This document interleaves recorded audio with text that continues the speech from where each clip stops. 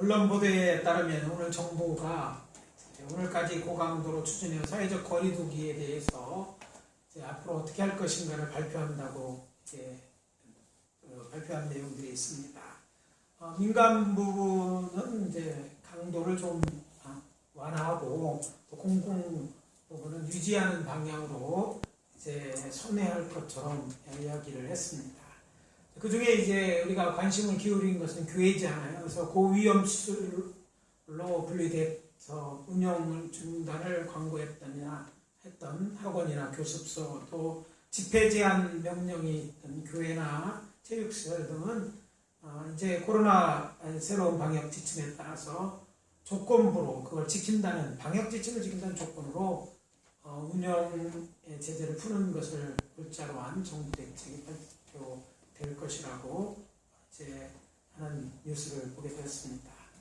잘 아시는 것처럼 코로나19 사태 약 2달 동안 이제 한국 교회는요, 주일날 예배 드리는 것 외에 다른 아무런 활동 하지 못하고 마치 숨만 쉬는 것 같은 기간을 지내고 있습니다.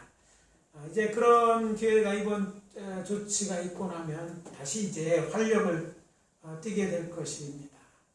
근데 뭐 시간 지나면 풀리겠죠. 그러나 그냥 풀릴 때를 기다리는 것이 아니라 곧 풀릴 것이고 시작되었다고 보죠. 어떻게 이제 시작할 것이냐가 중요한 것이라고 생각됩니다. 그래서 개제의 신앙생활의 중요한 본질에 대한 부분을 확인하고 또 새롭게 시작해야 할 것 같아서 저는 오늘 아침에 리셋이라는 제목으로 말씀을 증거하고 은혜를 나누고자 합니다. 어르신분들께서 생소 어렵게 들리는, 생소하게 들리는 그런 말이죠. 리셋이란 거예요. 젊은이들은 이제 아주 친숙한 그런 영어 단어입니다. 초기 상태로 되돌린다는 거죠. 다시 리셋하면 처음 이제 포맷된 대로 컴퓨터 같은 데 많이 쓰는 얘기죠. 다시 이제 되돌린다는 그런 뜻입니다.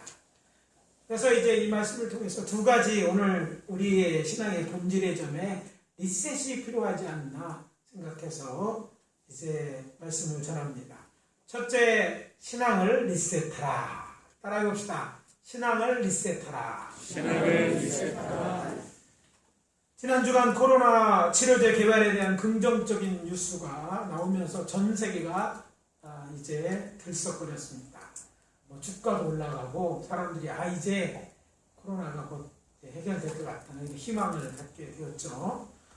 현재 유행하고 있는 코로나19 지금 전 세계 사람들을 이제 떨게 하고 있고 집에 꽁꽁 가둬놓고 있는데 왜 이렇게 이런 일이 일어났을까요? 이건 다른 바이러스와 다르게 증상이 나타나기 전에도 감염 초기서부터 다른 사람에게 감염되는 일이 일어나고 또 전파 속도가 매우 빠르고 치사율이 높다는 데 있어요. 최고 높지는 않지만 아주 높은 치사율을 갖고 있어요. 그리고 이것이 어른들에게는 또 치명적인 것임이 밝혀졌습니다. 또 우리 교회 어르신들에게는 이번 주도 교회 나오라고 말씀 못 드렸어요. 그래서 어르신들은 아직은 계속 집에 계시고 또 연료되는 분들도 계속 계시고 아이들, 학생들도 이제 나오라고 못하고 있는데 아무튼 이런 것 때문에 그런 거예요. 근데 이것이 두려운 것은 인간이 갖고 있는 죽음에 대한 두려움이 이것을 계기로 사람들에게 퍼졌기 때문입니다. 우리가 알아야 될 것은 코로나19에 대한 치료제나 백신은 시간 문제이지 교배될 것입니다. 적극적으로 각 나라가 이거 뛰어들고 있고 시급하게 여러 가지 정책이 바뀌고 있기 때문에 곧 개발될 것이면 틀림이 없습니다. 그러나 우리가 착각하지 말아야 될, 그렇다고 해서 인간의 죽음에 대한 두려움이 사라지느냐? 아니라는 것이죠. 인간의 죽음의 문제는 극복할 수 없는 것이 사실입니다. 성경은 죽음의 원인을 죄라고 얘기합니다. 사람은 죄로 인하여 죽게 되고 죄의 부산물인 질병이나 노화로 인한 사람은 죽음에 이르게 되는 것이죠. 그래서 인간이 죽을 확률 몇 프로일까요? 주력교 학생들, 중고등부 학생들 인간의 죽은 확률 배웠나? 초등학교 때? 요즘 하도 빨리 배우니까. 확률을 배우신 분들, 뭐 중학생 정도는 알 것 같은데, 인간이 죽을 확률가 몇 프로쯤 될까요? 예? 어린 얘기한 것 같아. 예, 맞습니다. 100%입니다. 100%라는 말은 누구나 나면 죽는다는 것이죠. 다 알고 있어요. 단지 이제 그것을 내가 얼마나 가깝게 느끼느냐, 뭐 아니냐 이런 차이가 있지만 내가 어떻게 생각하느냐, 어떻게 죽느냐 이런 거 상관없이 아직도 불변의 진리는요. 사람은 나고 또 난 사람은 언젠가 죽게 되어 있다는 거예요. 사람들은 이런 믿음을 갖습니다. 병원에 가면 낫는다. 병원에 가면 나을까요? 사실 요즘 대부분의 아이들은요. 병원에서 태어납니다. 그럼 어디서 죽을까요? 대부분 병원에서 세상을 떠납니다. 의사도 여기에 예외가 없어요. 모든 사람이 죽는다는 사실 아직도 현실이죠. 다행스러운 일은 이 죽음의 문제를 해결하기 위해서는 죄의 문제가 해결돼야 된다는 것이 성경이 우리에게 가르쳐주는 것이죠. 근데 이 죄의 문제를 해결하기 위해서 하나님께서 일하셨다는 것이죠. 어떤 일을 하셨을까요? 친히 당신의 외아들인 성자 예수님을 세상 사람들의 죄에 대해 십자가에 죽이게 하심으로 죄값을 치르게 하는 방법으로 저들로 영생에 이르는 길을 만드셨다는 거예요. 주님이 하시는 것은 죄의 원인이 되는, 죽음의 원인이 되는 죄를 죽이는 것이에요. 죄는 죄 싹슨 사망이요 하나님의 은사는 그리스도 예수 안에는 영생이라는 로마서 6장 23절의 말씀인 것처럼 죄의 값은 사망으로 죽음으로 치러야 되는데 죄값을 하나님께서 예수를 통해서 미리 치르게 하시는 거예요. 그래서 그 은혜로, 그래서 하나님의 은사, 그 은혜로 그리스도 예수 안에 있는 자들은 영생을 얻게 된다고 말씀하고 있는 것입니다. 그래서 예수의 부활의 사건은요 정말 중요한 사건입니다. 올해 부활절은 참 이상하게 지나가는 것 같아요. 그래도 우리 교회는요 달걀도 주고 떡도 먹고 참 다행인 줄 압니다. 어떤 교회는 그 매년 먹는 달걀이 지금 그립다는 얘기 사람이 있어요. 왜 그러냐면 교회에 예배도 못 가게 하지, 못 가게 하는 게 못 오게 하지, 그리고 교회를 안 가니까 달걀도 안 주지. 옛날에는 그냥 당연한 거고 뭐 흔히 있는 것 같은데 달걀 못 받은 거 얘기하더라고요. 봐보면 그냥 한 판에 요새 5,000원, 6,000원밖에 안 하는데 그 달걀 하나 못 받았다고 사람들이 마음이 허전한 것 같아요. 왜 그럴까요? 부활절 예전처럼 부활절 예배를 못 드려요. 오늘 사실 부활절 예배를 드리는 교회들이 있습니다. 뭐 좀 기간을 연기해 달라고 그러니까 그러면 정부가 말하는 마지막 날짜가 오늘 4월 19일이잖아요. 4월 19일로 부활절을 연기해서 그때 부활절 예배를 드리겠다 한 교회들이 있거든요. 대형 교회들이 이제 많이 동참을 했는데 그래서 오늘 부활절 예배를 드립니다. 부활절 예배는 우리가 뭐 부활절을 언제 드리고 상관없이 중요한 것은 이 부활이 우리에게 주는 메시지가 있다는 거예요. 부활이 뭡니까? 죽은 자가 살아나는 것이에요. 인류의 모든 역사가 말하는 인간은 죽는다고 얘기하는데 죽지 않고 사는 역사 속에서 우리는 희망을 봅니다. 마치 우리가 코로나19 치료제가 지금 개발되고 있다는 것 때문에 뭐 희망을 느끼고 사람들이 요동치는 것처럼 아니 영원히 죽을 수 없는 우리가 다시 살 수 있는 희망을 부활 속에서 보기 때문에 부활이 다른 것과 다른 것이죠. 영생은 부활하신 예수님을 나의 주로 믿는 자들에게 베푸시는 하나님의 은혜입니다. 그냥 살았다가 언제가 다시 죽는 것이 아니라 부활한 몸으로 영원히 사는 것이 영생하는 것이기 때문에 모든 인류의 소망은 부활인 것이죠. 오늘 아침 우리는 예수님께서 무덤을 깨뜨리고 부활하신 날 예루살렘에서 지중해에 있는 항구 도시죠. 욥바라는 항구가 있는데 한국적으로 저 산지에서 예루살렘은 이제 해발 800m 정도 되는 산지에 있어요. 그래서 저 지중해변까지 내려가는 길이 있는데 그 비탈길 중턱에 있는 엠마오로 가던 두 제자가 부활하신 예수님을 만난 이야기가 기록된 본문을 같이 읽었습니다. 놀랍게도 그들은 예수님의 제자들이었어요. 제자들은 예수님을 따라다니면서 예수에 대해서 듣고 따르기로 마음에 정한 사람인데, 근데 놀랍게도 그들은 예수님을 알아보지 못한 채 대화를 계속하고 있다는 거예요.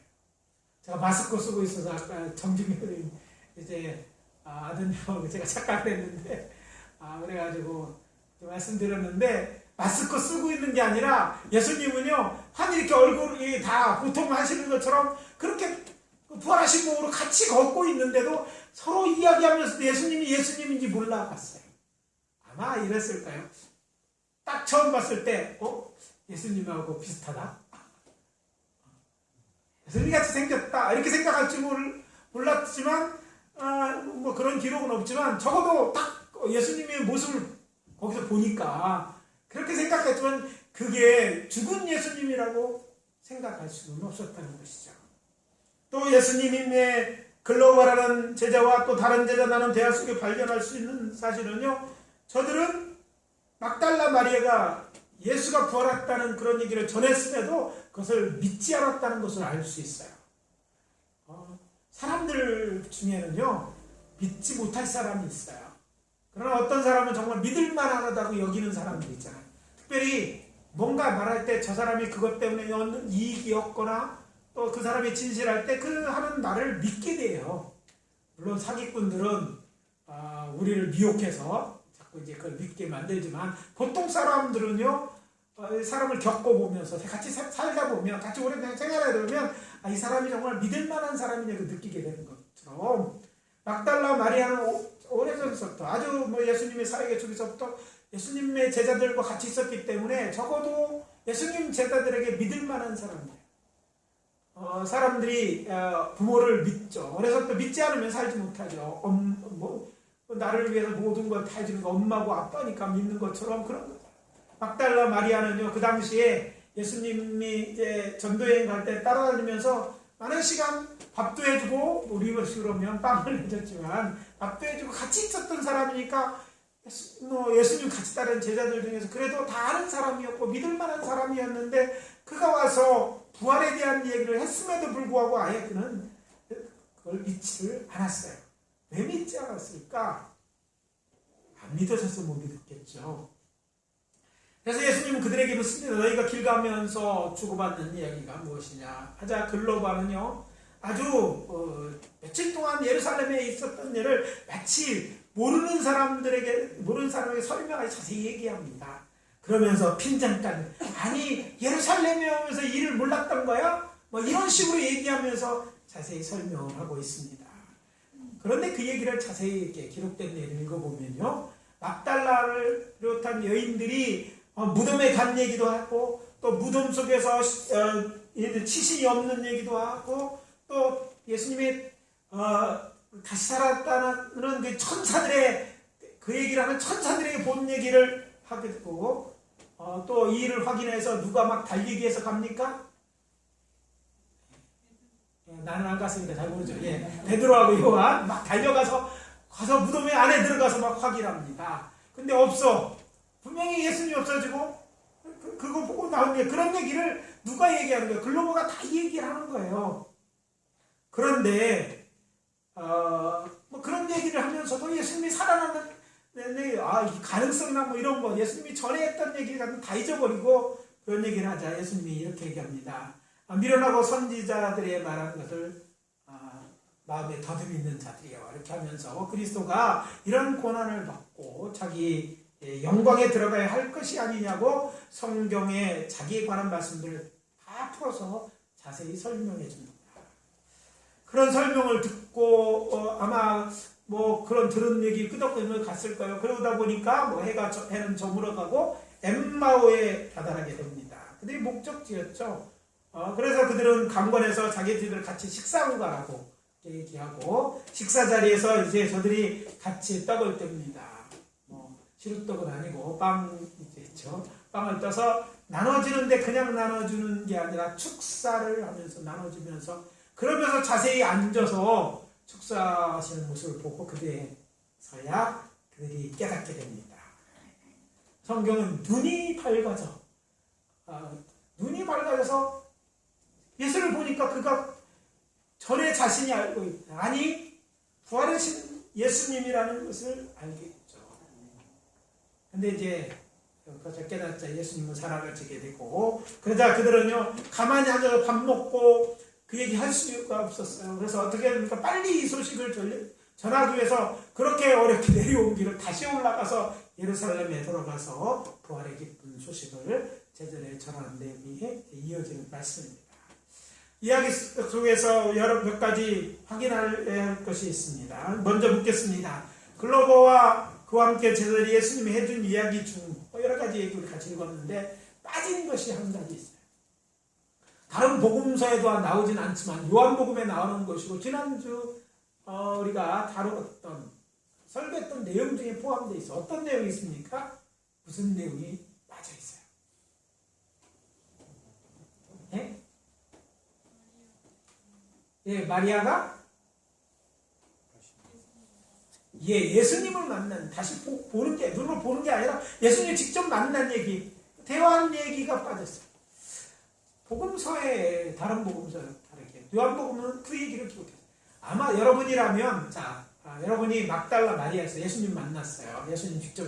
예수님이 다시 살아났다는 천사의 얘기를, 여러분이 이제, 제자들 모여있는데 얘기할 때 그 얘기를 강조해서 하겠어요? 아니면 직접 예수님을 만난 얘기를 더 자세하게 제자들에게 얘기했을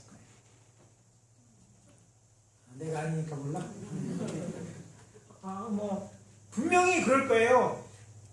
천상한 이야기보다 더 중요한 건 부활의 예수를 직접 만난 얘기를 더 많이 했을 거예요. 근데 그 얘기를 빠져있어. 아니, 그 얘기를 했을지라도 제자들은 그 얘기에 대해서는요, 자기의 생각 속에는요, 예수님이 다시 살아나는 걸 생각했기 때문에 무시해버렸을 것이라고 이해할 수 있어요. 이것은 상상의 문제가 아니라 상식적으로 그렇잖아요. 그렇습니다. 믿을 수 없는 게 틀림이었어요. 그들 것이 저들은 어떤 사람들입니까? 예수님과 3년 반, 적어도 처음부터 제가 3년, 그보다 짧더라도 예수님을 같이 따라다니면서 했던 사람들입니다. 그래서 예수의 제자로 부름을 받았던 사람들인데, 그들이 아는 것처럼 그들은요, 예루살렘 사람 다 아는 것처럼 공개적으로 십자가에서 죽임을 당한 사람입니다. 로마의 집행관이 그가 죽었다는 사실을 확인했기 때문에 그 다리를 빨리 죽게 하러 다리를 꺾지 않았어요. 그러니까 이미 죽었기 때문에 그거를 이제 사형 집행관들은 빨리 죽도록, 왜냐면 유대인은요 밤늦게까지 시체를 돌아가는 것이 됐어요. 땅을 이제 더럽힌다고 생각해서 빨리 이제 죽게 해야 되면 빨리 죽게 하기 위해서 뼈도 꺾고 창도 찌르고 그러는 건데, 예수님은 이미 창은 찔리면 됐지만 다리를 또 꺾으려고 보니까 이미 운명하셨다는 거예요. 누가 봐도 운명. 그래서 그 시체를 백부장 그 책임자가 이제 장사라고 내어주지 않습니까? 그런 얘기, 본인이 그 자리에 있었는지 없었는지 확실해도 누구나 다 아는 공개적인 예수님이 죽은 사실을 공개적으로 하는, 그리고 장사까지 지냈어요.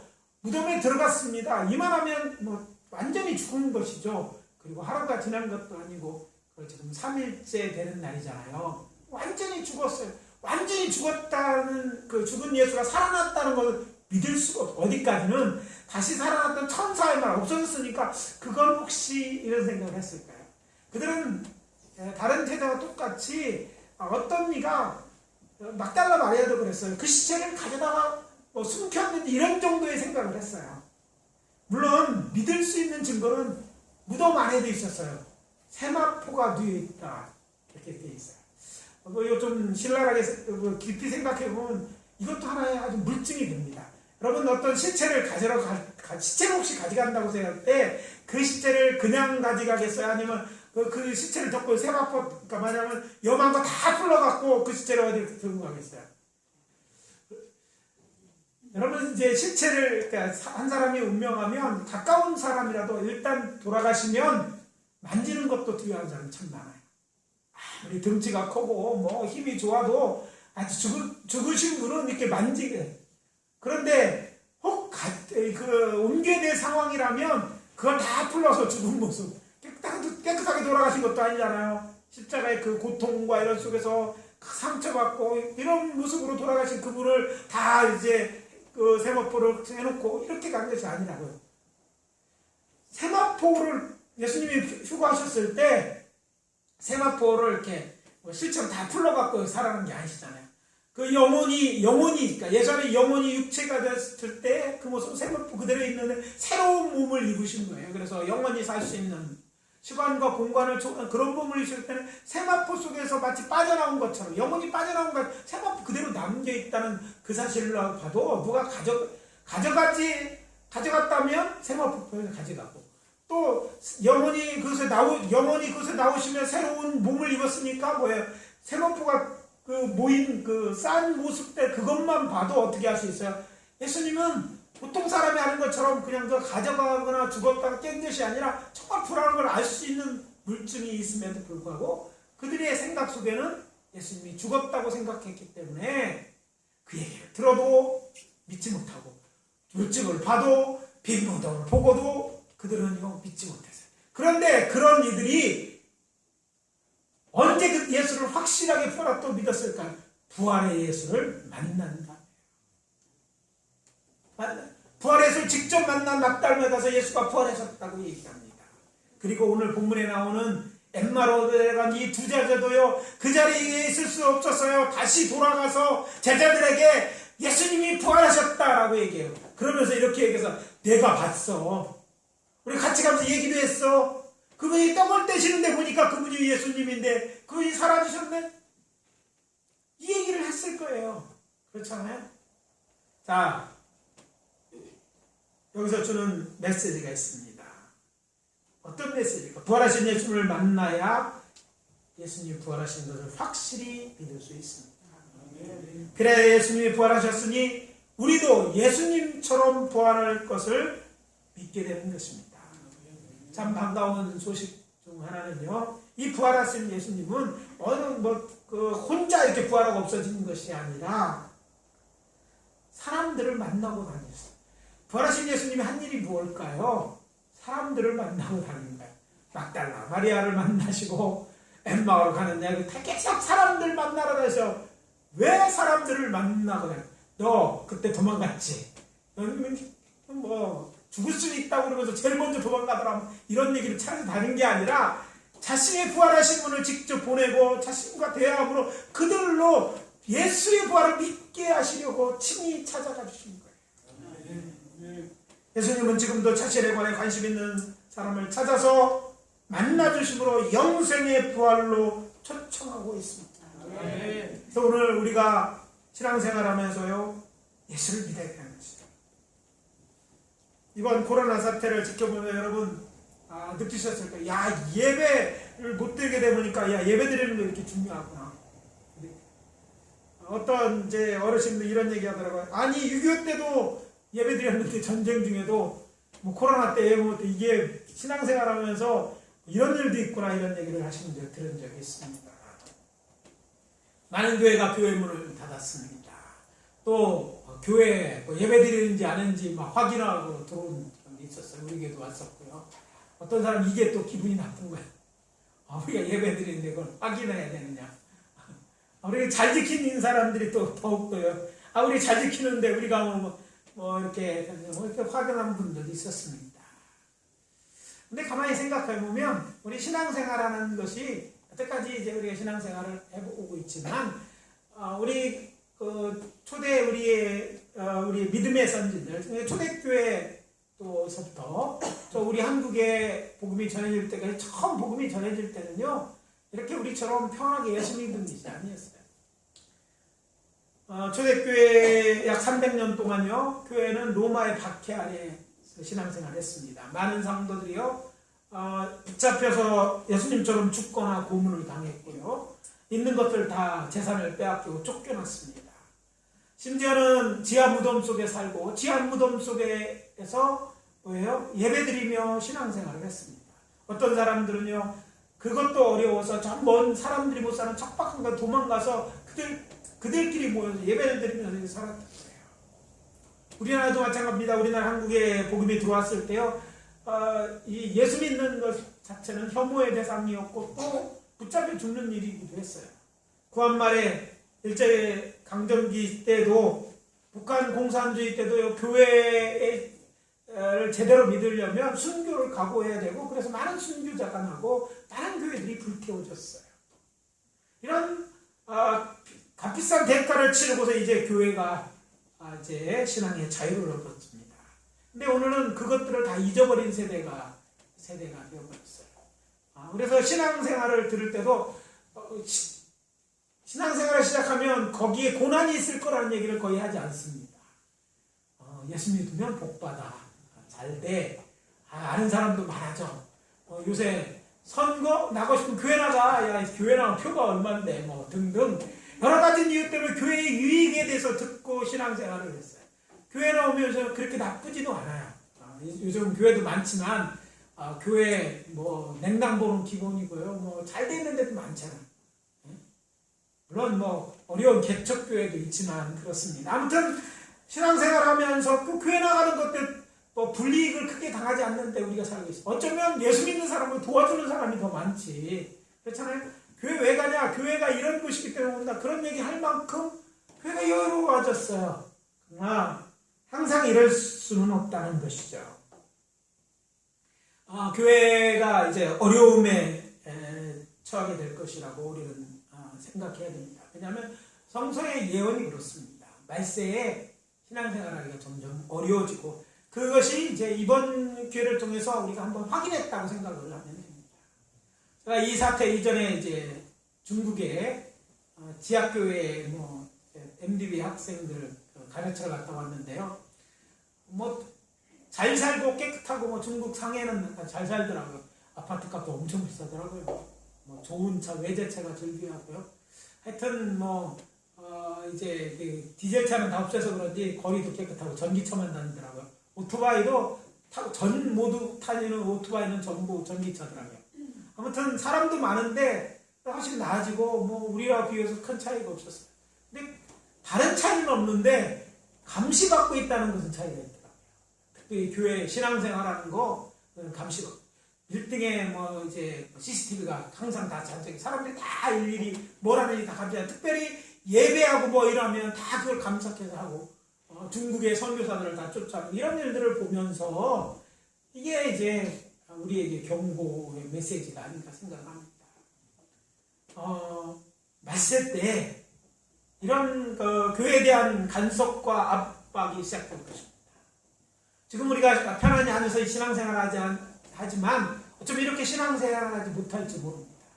교회 나가는 것이 지금처럼 뭐 마스크만 쓰고 몇 미터 떨어지고 지키고 뭐 하늘에도 고집해서 할 수 있는 것이 아니라 교회자는 불법이 될지 모릅니다. 성경의 진리를 얘기했다고 감옥에 갈 수 있는 또 올지도 모릅니다. 아니 성경 말세에 뭐 그런 일이 일어난다고 이미 예언되어 있어요. 우리가 잊지 말아야 될 건 지금 우리가 말세를 살아가고 있다는 거예요. 그럼 말세에 살아가고 교회 때문에 불이익 당하고 고난당하는 일이 올 텐데 그래도 신앙생활 하겠느냐 이거예요. 아니 그럼에도 불구하고 왜 신앙생활을 꼭 해야 되느냐? 여태까지 잘 먹고 잘 살고 평안하면 됐는데, 뭐 한국 사람 살고 보면 우리 입고 사는 거 보면 유럽들은 전혀 뒤지지 않죠. 누리는 것도 이제 그렇게 누리는데 더 무엇이 필요하냐 얘기하지.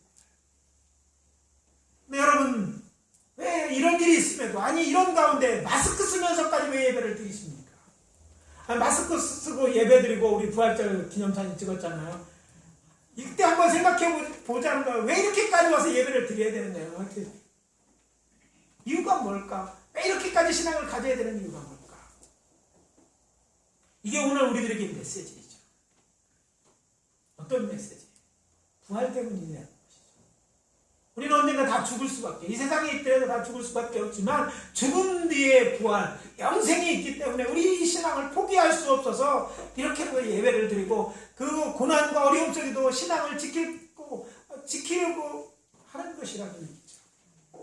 죽음의 문제를 해결할 수 없게, 다른 문제를 해결할 수 없기에 오직 예수를 믿어야만 되고 그 예수를 확실히 믿어야만 영생을 얻기 때문에 신앙생활을 해야 된다는 것이죠. 그래서 부활절에 우리가 다시 한번 확인해야 될 신앙의 본질은요, 내 안에 예수가 있느냐, 나는 예수를 만난 경험이 있느냐, 그래서 예수를 만나고, 그래서 예수가 우리의 부활할 모습에 대한 첫 열매가 되어서 예수 안에서 우리의 부활을 볼 수 있느냐, 믿느냐, 이런 거예요.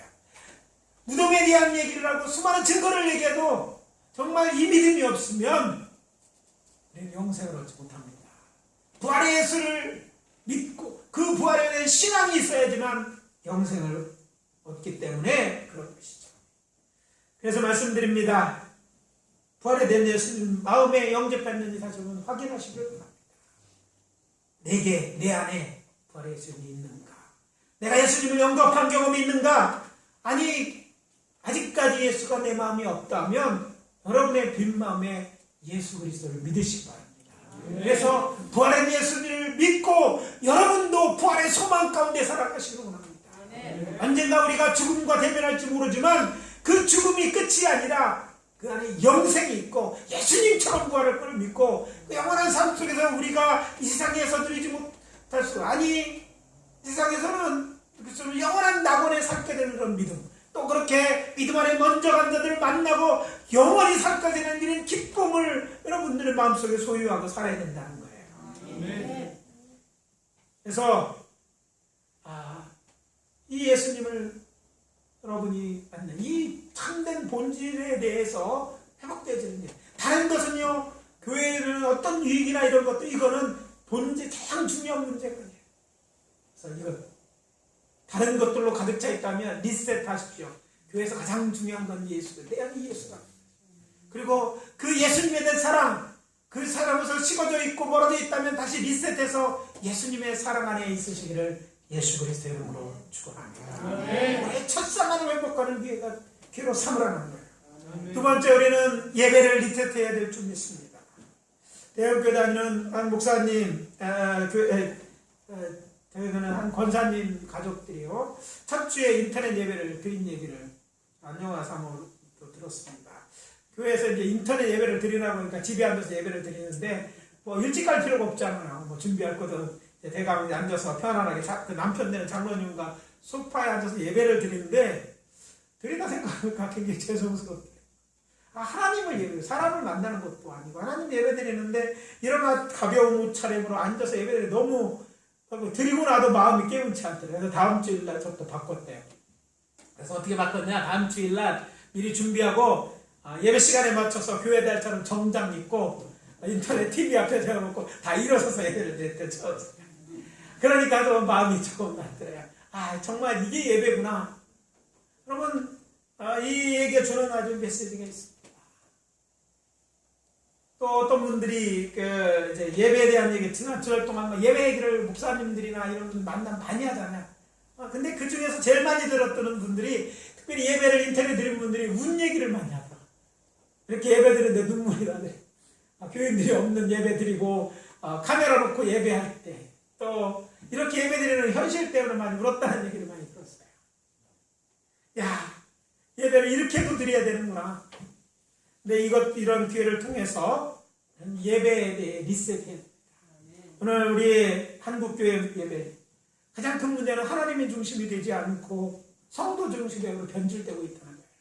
마치 물건을 사면 구매자 중심으로 모든 장사는 돌아가잖아. 예배는 그게 아니에요. 예배는요, 하나님을 예배하는 것입니다. 예배의 주인은요, 하나님이시죠. 여러분은 사람을 만나러 온 것이 아니라 하나님을 만나라고, 그 하나님 앞에 찬송을 드리고 헌신을 드리기 위해 온 거예요. 교회에 여러 가지가 필요하죠. 요즘 현대교회 인테리어도 잘 돼 있고 냉난볼시다뿐 아니라 교회에 와서 좀 마음의 정상 안 되는 것도 많습니다. 큰 교회 가보면 성가대가 많이 모여서 찬양하면 얼마나 잘하는지 은혜가 된다고 그러더라고요. 은혜가 되는지 본인이 듣기 좋은지 은혜가 안 돼서 그렇지. 그렇게 은혜 받는 거는요, 팬텀 싱어 봐도 은혜, 그 정도 은혜는 다 받아요. 얼마나 노래 잘하는 사람 나 그렇게 많은지 처음 알았어요. 며칠 전에 팬텀 싱어라는 거 듣는데, 한국 사람, 우리 교회 성가대 2명만 와도 베이스 2명만 더 더해줘도 문제가 없겠더라고요. 근데 교회는 안 와. 근데 보면서 막 울더라고요. 예, 여러분 예배 아니어도요, 딴 거 할 때도 울어요. 예? 김일성 나타나도 운다니까. 김정은이 나타나도. 여러분 생각해 보세요. 근데 여러분은 여기 와서 그런 거 보고 만족하지 마. 놀라운 세계는 기절할 만한 얘기를 찬송가, 그러니까 지휘자들 그 세미나한테 들었어요. 큰 교회 대부분의 지휘자는 교회 안 다닌대요. 대신 음악대 교수들이 그걸 간대요. 악기를 연주하는데 그들은 신앙도 없는데 그냥 악기를 연주하고 알바비 받고 약절하고 솔로 하는 한 사람은 한 번에 얼마씩 해가지고 물론 뭐 교통비를 줄 수는 있지만 중요한 거는 예수도 안 믿는 그들이 단원에 앉아서 찬송하고 있고 예수도 안 믿는 지휘자가 멋진 곡이라고 찬양을 하고 있는데 그게 찬양이냐는 거예요. 하나님도 안 믿어. 이게 다 그러니 두렵지 않은 일들이 교회에 지금 일어나고 있어. 이거 문제죠. 교회가 더 평안하지 않다고 더 평안한 물론 뭐 평안한데 앉아서 예배 드릴 수도 있죠. 꼭 무릎 꿇고 하거나 서서 예배 드려야 되는 건 아니에요. 그러나 예배자의 자세가 하나님이 중심이 아니면 되는 거예요. 그래놓고 오늘 은혜 받았다. 찬송해. 내 귀에 즐겁다 은혜 됩니까? 아니면 우리를 대표해서 하나님을 찬양하니까 은혜가 됩니까? 내 귀에 쪽 맞는 말을 하니까 설교가 은혜되고 재밌고 야 멋있다. 여러분 그런 설교 들을 기대한다면 우리 교회 오시면 계속 실망하실 거예요. 그런 설교를 할 마음도 없고 하지도 않을 거니까. 뭘 들으러 오는 거예요? 하나님의 말을 듣는 거 재미난 얘기를 더 재미난 얘기도 더 많은 게 있어요. TV 속에 핸드폰 속에는요. 여러분 그런 거 아니잖아요. 그건 예배가 아니에요. 똑같은 자리대로 정말 예수를 만나고 그 하나님을 예배하지 않는다면 여러분 예배에 자리가 있어도 여러분은 예배 드린 것이 아니고 예배에 참된 기쁨이 없고 그런 은혜가 없다면 그럼 신앙생활에는 맛이 없는 일이에요. 의미가 없는 일이에요. 이런 말씀을 드리는 것은 우리는 뭐 나는 잘하고 있다고 생각할 수 있지만 그래도 이런 교회를 완전히 예배에 우리의 대상은 하나님을 예배하러 오는 거예요. 목사 보러 오는 사람 우리 교회는 없겠죠. 뭐 잘생기긴 했어요. 뭐 제가 우리 교회 뭐 큰 교회 아니지만 그러나 그렇게 뭐 볼만해 할 정도 된다고 하더라도 봐서 오는 게 아니라 하나님을 보고 하나님의 말씀을 들어야 돼. 제가 내 말을 하려고 신학적인 지식을 얘기하려고 이거 하지 않습니다. 그렇잖아요. 여러분을 향한 하나님의 음성이 뭔고 오늘 나에게 이 말씀을 드리는 게 뭔지 여러분 들어주는 은혜가 있어야 돼요. 이것이 깨달아져야지 참된 예배가 일어나는 거예요. 이 안에 하나님과의 만남이 있고 예배드리는 속에서 느끼는 그 하늘의 그 기쁨이 있을 때 여러분이 신앙생활을 할 수 있어요. 또 그것이 여러분들의 한 주간 살아가는 힘이 될 줄 믿습니다. 예배 오직 인간만이 드리는 거예요. 원숭이들이 모여서 뭐 머리가 좋든 모여서 11시에 만납시다 뭐 예배 드리는 걸 본 적이 있어요. 돌고래들이 모여서 머리가 좋 이거하고 상관이 없는 거예요. 오직 그 안에 영이 살아있는 자만 하나님을 예배할 수 있고 이 예배가 하나님을 통하는 줄 믿습니다. 하나님은 영이시기 때문에 이것은 누구에게도 양도할 수 없는 그런 것이기 때문에 이런 예배를 회복해야 될 줄 압니다. 다른 것들이 교회 이 본질 외 말고 다른 무엇인가 기대됐다면 리셋하셔야 돼요. 하나님 보러 오시기 바랍니다. 나를 사랑하는 그 하나님만 뭔가 받으러가 아니라 그 하나님의 사랑을 그 하나님의 사랑 그걸 받으러 오셔야 돼요. 눈에 보이는 그것 아니 정말 그런 것도 필요하지만 그런 부수적인 게 정말 중요한 이것으로 여러분의 심령이 채워질 때 여러분은 이곳을 살아도 천국을 살게 되고 여러분 안에 시작된 영원한 하나님의 나라에 대한 소망이 여러분의 인생을 의미있게 하고 힘있게 할 줄 믿습니다. 리셋합시다. 예배 본질을 회복하고 신령과 진정으로 하나님만 예배합시다. 누구 들으라고 하는 거 아니야. 나 좋아서 노래하는 것이 아니라 하나님을 향해서 신령과 진정 하나님의 기뻐를 드리는 마음으로 기뻐드리는 예배가 되게 합시다. 그래서 이번 기회에 신앙을 예배를 리셋하는 시간이 되게 합시다. 그래서 내 안에 부활의 예수님이 있는지 확인해 보시고 신령과 진정으로 하나님만 예배하는 참 믿음의 사람들이 다 되시기를 예수 그리스도의 이름으로 축원합니다. 기도하겠습니다. 아버지 하나님 주의 은혜와 사랑을 감사합니다. 오늘 말씀을 통해서 우리가 새롭게 본질적인 걸 찾아야 될 것이 무엇인지 알게 하시니 감사합니다. 이제 이 말씀 들은 대로 우리를 찾아와 주를 만나서 부활해 주심을 우리 마음속에 모시고 그 아버지 하나님 예수 믿는 이 신앙의 본질을 회복하는 자들이 되게 도와주시옵소서. 교회 나와야 될 이유도 헌신해야 될 이유도 아버지 하나님 예수의 아버지 하나님 이 부활의 복음이 있기 때문에 그 복음을 위하여 하는 일이 되게 도와주시옵소서. 특별히 예배에 아버지 하나님만 예배하는 교회가 되기를 원합니다. 아니 그런 예배자들이 되게 도와주시고 예배 가운데 하나님을 경험하며 하나님과 만남의 기쁨이 충만해서 가슴이 뜨거워지며 아버지 하나님의 한 주간을 살아갈 수 있는 힘과 용기를 얻는 귀한 시간으로 인도해 주시옵소서. 여기 예배하는 자들 찾아와 주시고 아버지 하나님 만나 주시고 은혜 주시옵기를 간절히 바라옵고 원할 때 예수 그리스도 이름으로 기도합니다. 아멘.